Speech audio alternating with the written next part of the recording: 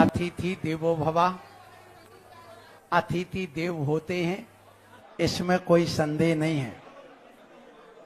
और आज आप लोग थोड़े ध्यान से सुनना। मैं जो आज यहां बैठा हूं वो हमारे मुनि पुंगव निर्यापक मुनि श्री सुधा सागर जी महाराज की दृष्टि से मैं यहां बैठा हूं।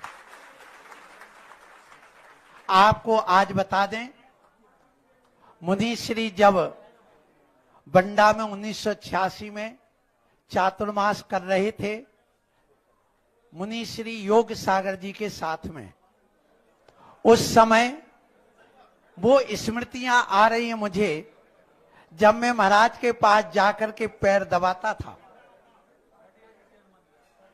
जब वहां जाकर के पैर दबाता, महाराज के प्रवचन सुनना, माई को भी कभी कभी सेट कर देता। इसलिए जब वहां जाते तो बार बार ये पिछी बनाने की बात भी आई, तो पिछी भी बनाई। महाराज की पहली पिछी मैंने बना करके दी है, ताली बजा करके। महाराज ने जितनी प्रेरणा मुझे दी है, जाओ आचार्य महाराज के पास जाओ, जाओ आचार्य महाराज के पास जाओ। और बीच में एमएससी प्रीवियस पूर्ण होते ही फाइनल नहीं किया।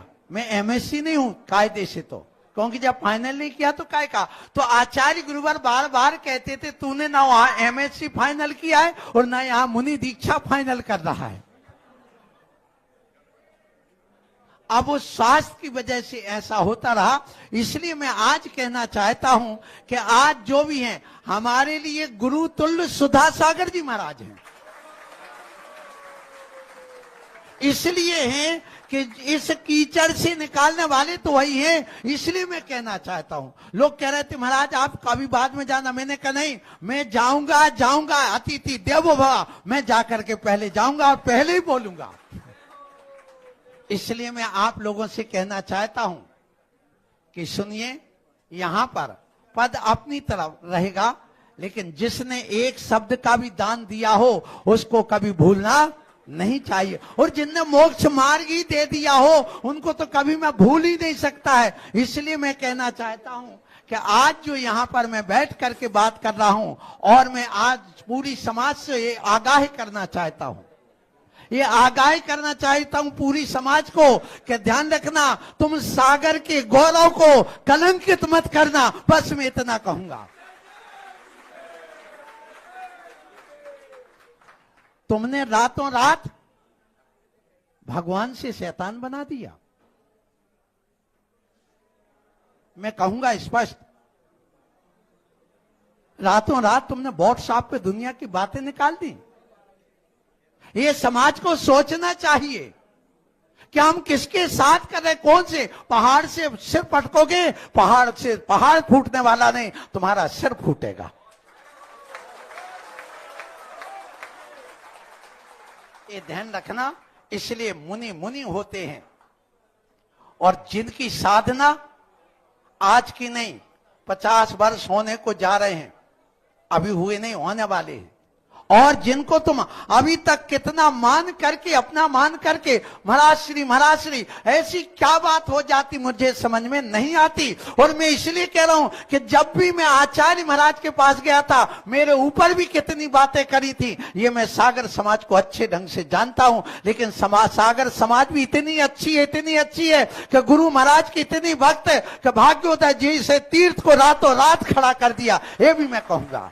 इसलिए मैं कहूंगा, चाहे वो समय सागर जी महाराज हो, समय सागर जी महाराज आचार्य हैं, इसमें कोई संदेह नहीं। 100% गुरुदेव की दृष्टि में आचार्य हैं, 100% समाज की दृष्टि में हैं, और 100% नहीं 101% हम सब मुनि महाराजों की, सारे संघ की तरफ से। इसलिए सारा संघ इकट्ठा हो करके और मंच पर बैठा ला है।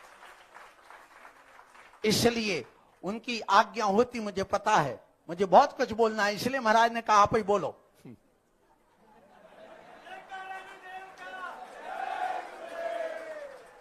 सो मैं आज से ये कहूंगा, यदि वो 101% है तो मैं कहूंगा, यदि आचार्य के गुणों को जब हम देखते, आचार्य कैसा होना चाहिए, आचार्य के क्या क्या लक्षण होते हैं, ये सारी बातें यदि हम करते हैं तो आप देखिए आचार्य के संबंध में हमारे यहां पर कहा गया है आचार्य कैसा होना चाहिए। इसलिए मैं आप लोगों से यह कहूं कि आचार्य के जो लक्षण की बात करता हूं, आचार्य की जो मैं बात करता हूं, उनके लक्षणों में यदि देखा जाए और उनकी सारी बातें चर्या आदि को भी देखा जाए, उन सबको देखने के बाद में मैं यही कहूंगा कि देखिए आप लोग जो कहोगे कि यदि आचार्य गुरुवर विद्यासागर जी महाराज ने एक नहीं कितने अध्यापक बनाए, 2 नहीं 9 बनाए हैं। कितने बनाए?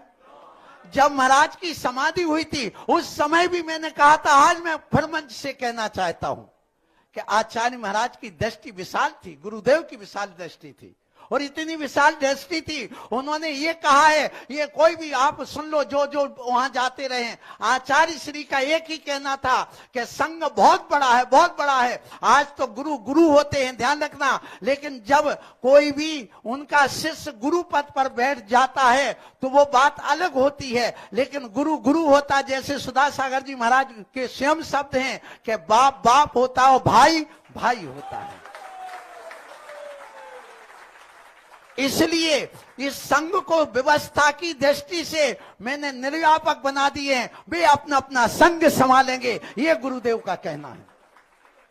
इसलिए मैं आज यह कहूंगा, आप लोगों से स्पष्ट कहूं कि देखिए आप यदि इन सारी बातों को समझने, और महाराज श्री को भी हम समझते आज से नहीं, क्योंकि जब बंडा में चातुर्मास हुआ था उस समय की बात से मैं कह रहा हूं, उसमें जब हमने देखा, और हमारे बाजू में हमारे छुल्लक जी महाराज बैठे हैं, बैठे कि नहीं, इनकी और हमारी नैनागिरी में एक साथ एक मंच पर दीक्षा हुई है।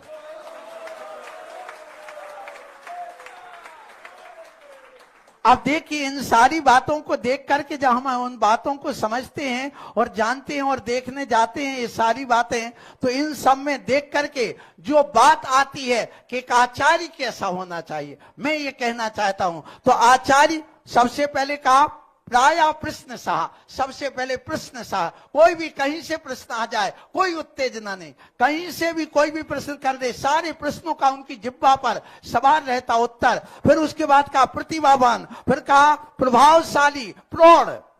देखना आचार्य के लक्षण मैं बता रहा हूं कि कौन से बताएगा, हमारे आचार्यों ने कहा। फिर गंभीर, गंभीर सागर जी तो साथ ही लगे, मैं कहूंगा कि यदि लक्ष्मण की तरह कोई ने साथ दिया है सुधा सागर जी का तो वो है गंभीर सागर जी ने दिया है।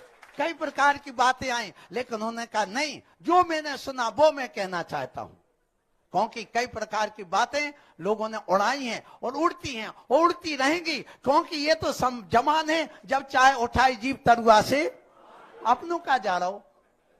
और ज्यादा है आजकल तो बोर्ड्स ऑफ युद्ध चल रहा है। कौन सा युद्ध?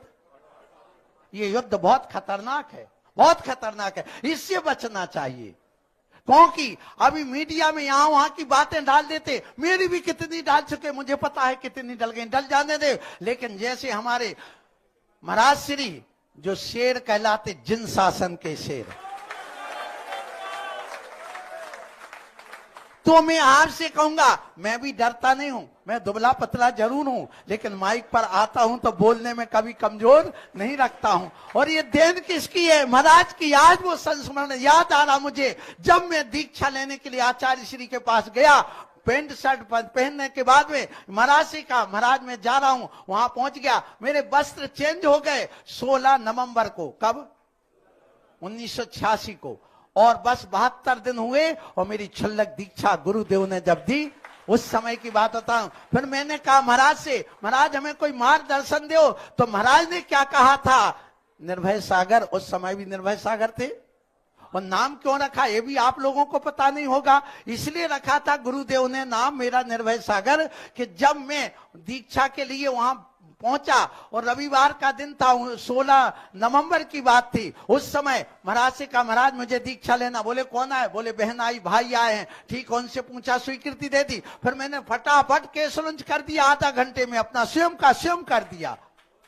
और करने के बाद मंच पर पहुंचे, और मंच पर पहुंचने के बाद वो आदत तो आदत होती, कहते गाड़ी की गड़रियां चली जाए पर टिटकारी नहीं जाती, ये कहावत है। इसलिए आज भी मैं स्वयं अपनी व्यवस्था स्वयं कर लेता हूं, भले आचार्य हूं कोई बात नहीं, लेकिन मुझे आज भी नहीं तो ये गुरुदेव की देन है। तो हमने अपना माइक स्वयं उठाया और तैयार कर लिया हुआ महाराज के सामने। महाराज ने कहा कुछ बोलोगे?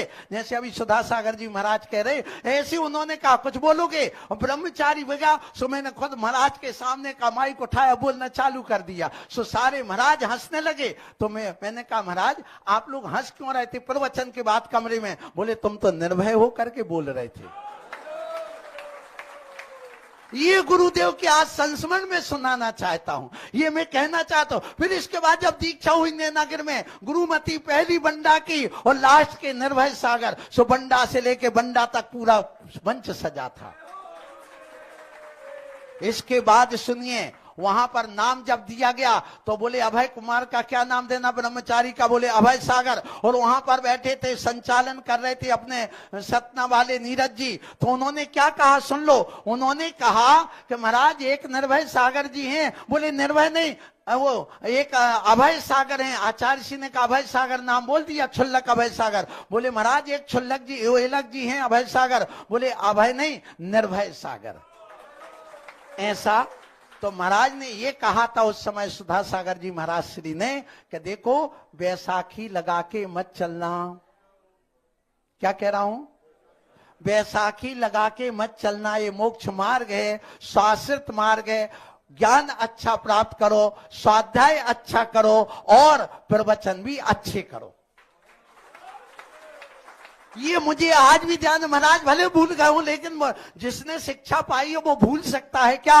अरे उपकार को कभी भूलना चाहिए। जो उपकार को भूल जाता वो कृतज्ञ कहलाता है। इसलिए मैं कहूंगा सागर समाज से, कितना सुधा सागर जी महाराज ने इतना उपकार किया और उपकार करने के लिए आ रहे हैं, कभी इनका उपकार भूलना नहीं, ये ध्यान रखना। बंदी मुट्ठी तो लाख की, खुली मुट्ठी तो। ये बताओ, यदि तुम कुछ भी बोलोगे किसी भी साधु के संबंध में, इनकी बात नहीं, मैं तो विशुद्ध सागर जी की बात करूंगा, मैं तो विराग सागर जी की करूंगा, मैं तो यहाँ पर देवनंदी जी आचार्य महाराज की भी बात करूं। कोई भी साधु आए, हमें सागर वालों को कभी किसी के प्रति विद्वेष भाव नहीं रखना, क्योंकि सागर जुड़ा हुआ है प्रत्येक मुनि के साथ। इसलिए सागर जुड़ा रहना चाहिए प्रत्येक मुनि के साथ में। वो सागर को खारा मत करो, मैं कहूंगा। इसलिए आज मैं कहना चाहता हूं कि जो एक आचार्य के लक्षण होते हैं, कहा गया आचार्य उदार होना चाहिए, आचार्य गंभीर होना चाहिए, आचार्य दयालु होना चाहिए, आचार्य मृदुभाषी होना चाहिए, आचार्य व्यक्ति का धनित्व होना चाहिए, व्यवहार कुशल होना चाहिए, दूर दृष्टि रखने वाला हो जाना चाहिए, इंद्रिय विजेता होना चाहिए, कुलीन होना चाहिए, उच्च कुल का होना चाहिए। ये सारे गुण यदि हम देखें तो भले मुनि श्री निर्यापक हैं, पर वो आचार्य से कम, मैं कहूंगा ये आचार्य से कम नहीं। और वैसे भी हमारे तो गुरु रहे हैं, तो हम तो कहते और ऊपर बैठा लो महाराज को, हमें कोई विकल्प नहीं। और बिल्कुल इनकी महानता में उस समय देखी महाराज श्री की, जैसे मुनि पुंगव लिखा जाता है। क्यों? मुनि पुंगव का अर्थ क्या होता?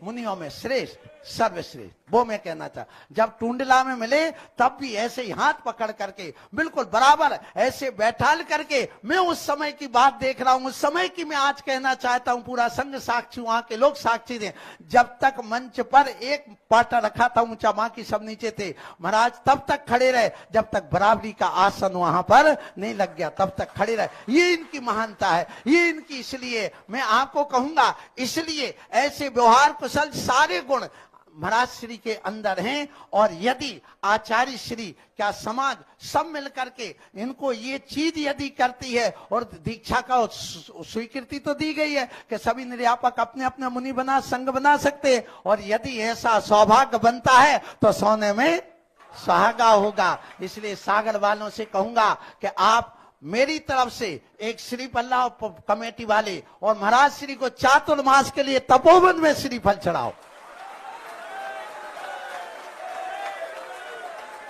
महाराज श्री तपोवन में चातुर्मास करेंगे और कमेटी वालों से कहूं चलो मैं भाग्योदय चलता हूं। हाँ बिल्कुल, उसमें क्या हो गया, देखो रोटी के बदले रोटी का मोटी का पतरी, ये जो बुंदेलखंड की कहावत है। इसलिए मैं आज ये कहना चाहता हूं, आज पूरा सागर यहां उमड़ करके आया है। सारी समाज से मैं कहूंगा, तुमने जो अभी तक गुरुदेव को जैसा माना है वैसे उनके शिष्यों को मान लो तो सागर महासागर बन जाएगा, हिंद महासागर बन जाएगा। इसलिए मैं आप लोगों से यहां कहना चाहता हूं, सुनिए एक मिनट, आप लोग सुनो एक मिनट, अभी चलने दो। आज तो मैं खूब दिल भर से बोलूंगा महाराज श्री, बिल्कुल दिल भर से बोलूंगा, सारे पन्ने खोलूंगा आज तो। जो जो आज तक महाराज ने मुझे दिया है, कभी उपकार के उपकार को नहीं भूलना चाहिए। इसलिए ना महाराज चातुर्मास बंडा करते, ना मैं कीचड़ से निकलता।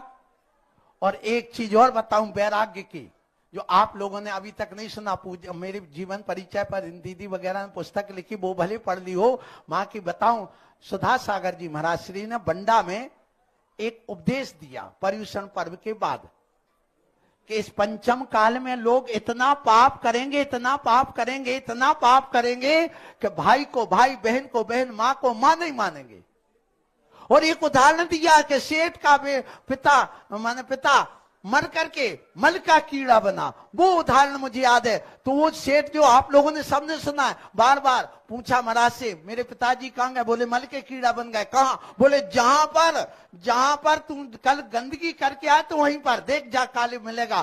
तो वो कहा, तो जब उनकी ये बात सुनी और मैं सुन करके प्रवचन से आया, और जब उस समय ये संडास जो होते थे वो सफाई करने वाले होते थे, वैसे जो आते थे सफाई करने वाले, सेप्टिक टैंक वाले नहीं थे, वहां पर लाइट चली गई। 3 दिन से भीषण बरसात हो रही थी, और उस बरसात में जब मैं टार्च लेके गया, लाइट चली गई, तो उस लैट्रिन में इतने कीड़े देख करके बैराग हो गया उसी दिन। और दूसरे दिन मैंने कहा चलो अब तो आचार्य विद्यासागर जी गुरुदेव के चरणों में चलता है। वो उनका उदाहरण कहना होगा, वहां मल के कीड़े देखे और यहां पर कदम मोक्ष मार्ग की ओर बढ़ गए। इसलिए मैं आज कहना चाहता हूं कि देखिए, ऐसे मुनिराज जो कि महान है, अपने नगर के लिए नहीं सारे देश के लिए, कहते गांव का जोगी गावड़ा आन गांव में सिद्ध। जाकर के देखो आप राजस्थान में, जाकर के देखो उत्तर प्रदेश में, जाकर के देखो महाराष्ट्र में, जहां जहां महाराज श्री गए हैं। इसलिए महाराज श्री ध्यान रखना, कई लोगों का कहना है कि महाराज कैंची का काम करते हैं। एक व्यक्ति ने तो यहां तो कह दिया, ये तक कह दिया, अरे ये तो जैनियों के औरंगजेब है। अब ऐसी भी कानों में सुनने में आ गई बात है। क्या कह दिया? क्या कह दिया? क्या कह दिया? बोलो, सुन लो। क्यों? बोले जहां देखो बुलडोजर महाराज हैं जी। तो ये भी कई लोगों ने कह दिया, एक बुलडोजर मंत्री हैं और एक बुलडोजर महाराज हैं, जहां जाते सो बुलडोजर चलवा देते हैं। ध्यान रखना, जब भी तुम कपड़ा लाओगे तो कपड़ा अखंड आएगा, लेकिन बिना कैंची चलाए वो तुम्हारी शर्ट नहीं बनेगी। तुम लपेट के मत रख लेना। तो पहले कैंची का काम करते हैं और कैंची चलाने के बाद में वेस्टेज को निकाल देते हैं, फिर सुई धागा से सिल करके फिटिंग की शर्ट आपकी बना करके कपड़ा ड्रेस दे देते हैं। तुम्हारी अभी कैंची की ओर दृष्टि है कि सुई धागा की ओर है?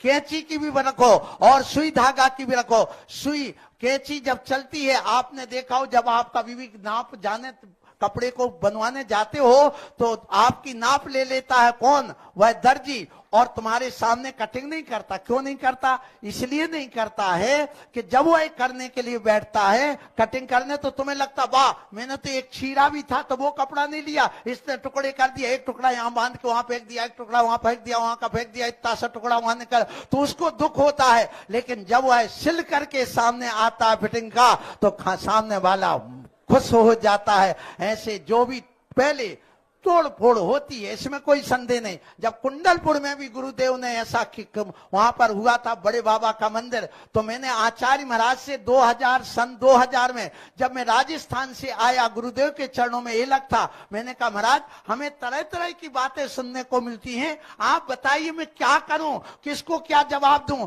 कोई कहता कहार था कुंडलपुर, कोई कहता फलाना, कोई कहता इतिहास मिटा दिया, कोई कुछ कह रहा, मैं क्या उत्तर दूं। तब आचार्य श्री ने क्या उत्तर दिया था, निर्भय सागर तुम्हें उत्तर देने की जरूरत नहीं है, बड़े बाबा स्वयं उत्तर दे देंगे।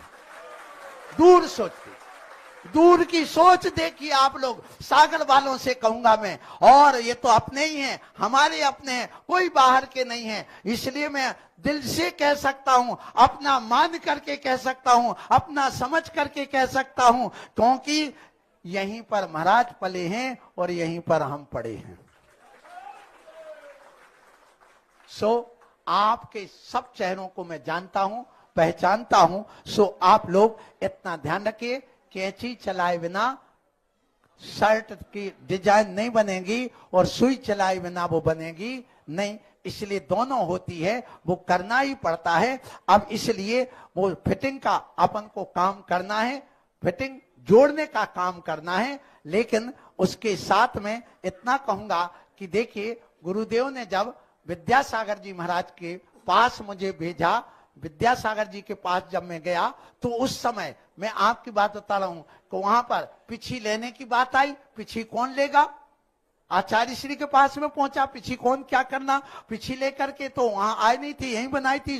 योग सागर जी महाराज भी हमारे गुरु रहे हैं, ऐसे गुरु रहे कि उन्हें पिछी बनाना, 24 ठाना पढ़ाना, जैन सिद्धांत पढ़े वगैरह मुझे पढ़ाई है। समय सागर जी भी हमारे गुरु रहे, उन्होंने मुझे पढ़ाया। इसलिए मैं तो इतना समझता हूं, कोई कहे अरे आचार्य होकर के तुम कैसे लेने चले गए, नमोस्तु क्यों नहीं करते, इनको आपस में सुन लो।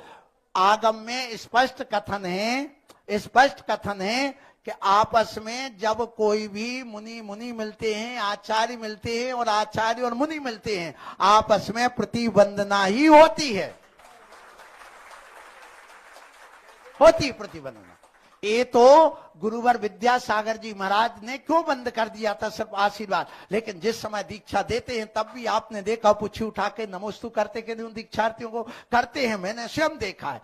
क्यों, जब हम लोग वहां छोटे छोटे, वो महान इतने बड़े बाप से भी बढ़कर के उम्र वाले ऐसे गुरुदेव के चरणों में जब हम लोग पहुंचे तो अच्छा नहीं लगा। महाराज लोगों ने, उन्होंने कहा महाराज हम कहां आपके सामने, आप पिछी वंदना ना करके आप तो आशीर्वाद दो। सो आचार्य महाराज ने हम लोगों के सबके निवेदन पर आशीर्वाद दिया था। इसलिए मैं कहना चाहता हूं कि आज जो बातें आ जाती हैं वहां, उनकी जय क्यों नहीं बोलते, उनको ऐसा क्यों नहीं करते, वो क्यों नहीं करते, ये भैया तुम्हारा विषय नहीं है, ये संघ का विषय है। उस विषय में तुम फंसोगे तो तुम अपना अहित कर लोगे। मैं चाहता हूं इस समाज का अहित ना हो। आप तो बस मुनि महाराज को आओ, नमोस्तु करो, अच्छे ढंग से मिलो। सो जब महाराज के पास से आया, गुरुवर विद्यासागर जी महाराज के पास से पिछी की बात आई, तो सुधा सागर जी महाराज श्री ने, हमने कहा महाराज मैं तो पिछी आपकी लूंगा।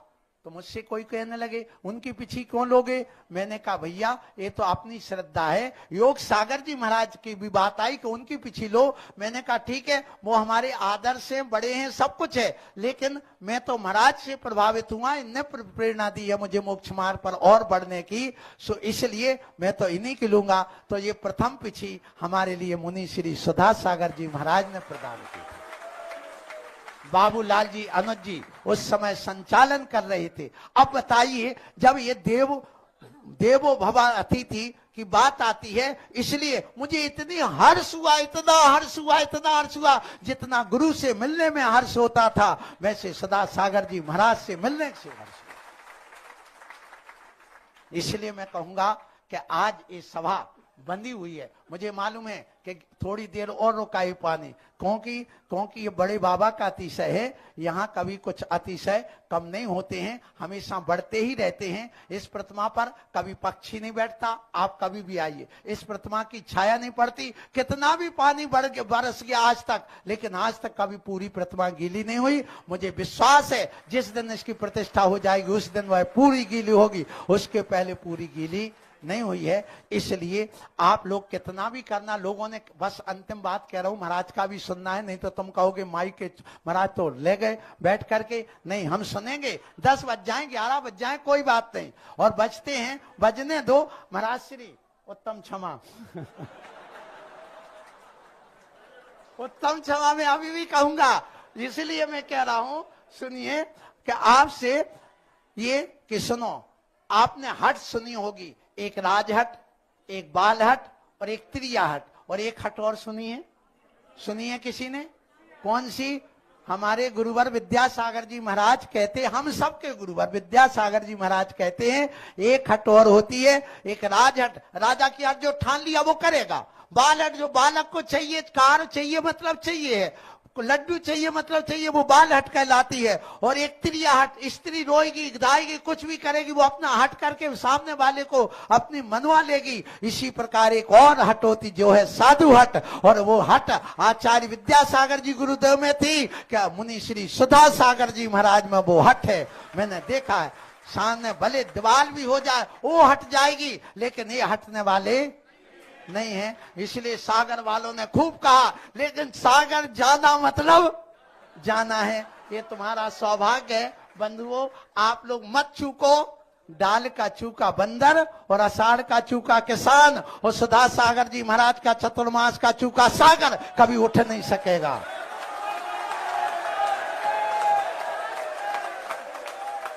इसलिए मैं पुनः कहता,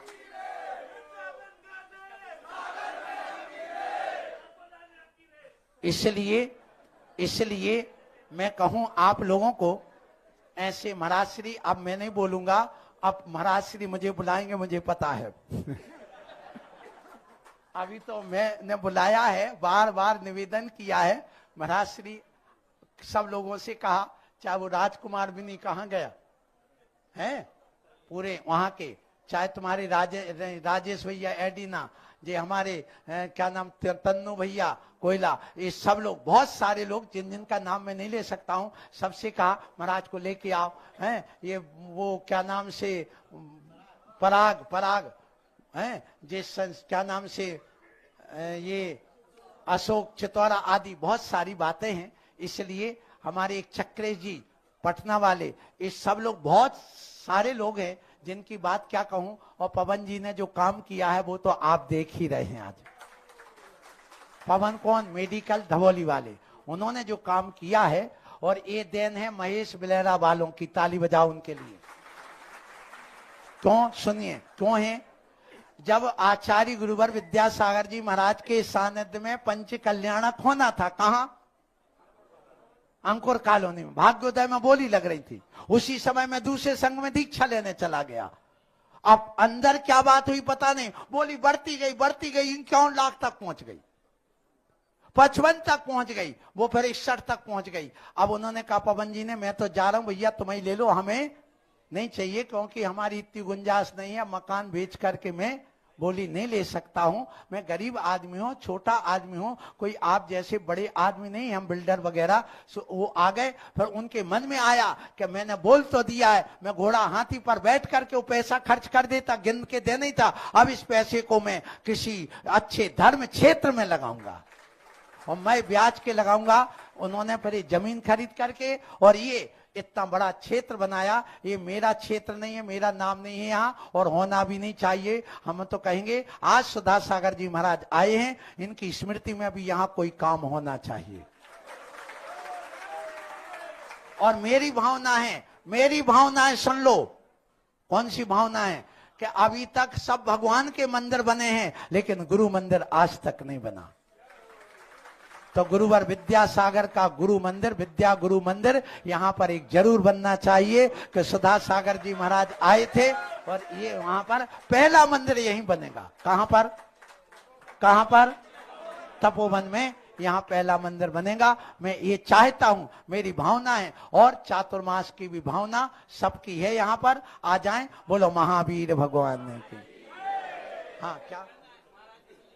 हाँ ठीक है, सिर्फ कमेटी वाले आए, उसके बाद महाराज श्री से हम कहेंगे, हम अपनी तरफ से कहेंगे, समाज की तरफ से कहेंगे कि आप अपनी बात करें।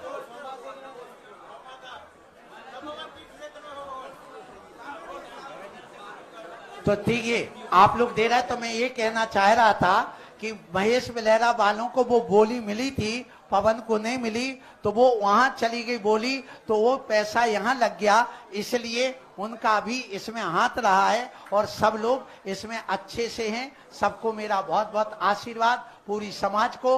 अंतिम बात कह के महाराज श्री को माइक मिलेगा। यहाँ पर मैंने 25 तारीख को चतुर्मास स्थापना इसलिए रखी है, सुनिए, क्योंकि 20, 21, 22, 23, 24 तक सबकी चतुर्मास स्थापनाएं होगी और सागर में भाग्योदय तीर्थ में हम चाहेंगे सुधा सागर जी महाराज को श्रीफल चढ़ाएं सब लोग और वहां पर चातुर्मास कराएं।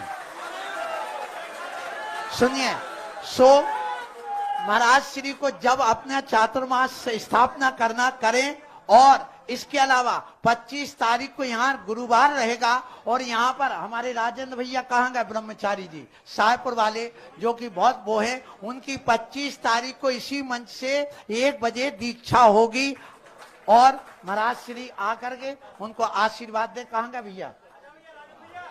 चलिए, बोलो महावीर भगवान की, पदम प्रभु भगवान की।